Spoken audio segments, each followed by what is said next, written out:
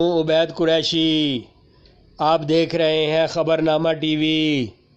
جناح garden اسلام آباد میں جماعت اسلامی کے زیر اہتمام ختم نبوت صلی اللہ علیہ وسلم کانفرنس منعقد ہوئی۔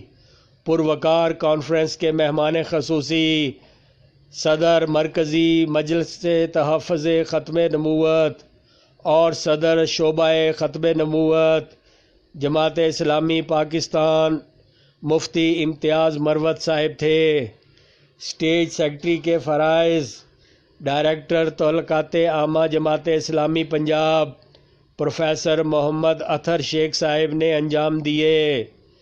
ناظم جماعت اسلامی جناح گارڈن ضیاء شاہد ملک صاحب، جنرل سیکرٹری افضل بھٹی صاحب، رہنما جماعت اسلامی راولپنڈی سردار محمد الطاف صاحب اور قائد راولپنڈی خالد مرزا صاحب نے خطاب فرمایا۔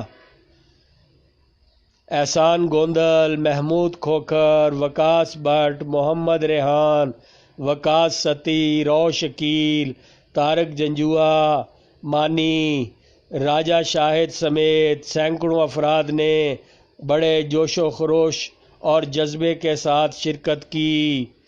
آپ دیکھ رہے ہیں خبرنامہ ٹی وی، پڑھتے رہیے خبرنامہ میگزین۔ عکاسی راجہ ساجد، ہمارا چینل سبسکرائب کیجئے، شکریہ۔